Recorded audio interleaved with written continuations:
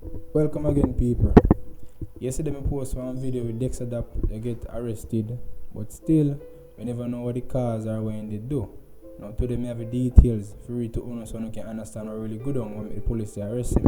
And remember again, people, if you're first time to the channel, like and share and subscribe. So anyway, I'll get in it right now, make you know what go on.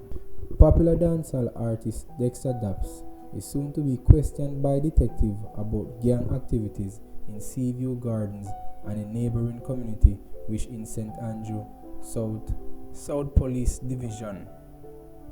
The news understands that the artist management team has been approached by attorney Peter Champagnie QC for the representative in the matter. On Wednesday, a video of the artist being arrested surfaced online, showing the residents of Seaview Garden following behind the cops as they led the entertainer to a waiting jeep in which other men from the community were already in custody.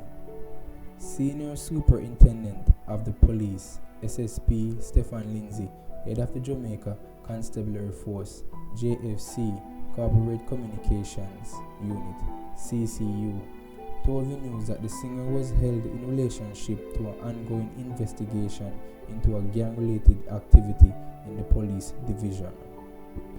He is in police custody because of an investigation into crime gang activity in Seaview Gardens and the surrounding area. The police have been doing their investigation for a while, and the police have reached a point in their investigation where they have taken him in and several other men in custody. I cannot say much more because the investigation is at its sensitive stage, Lindsay told the news. The entertainer is being held at the Hunts Bay police station. This is not the first time with the law.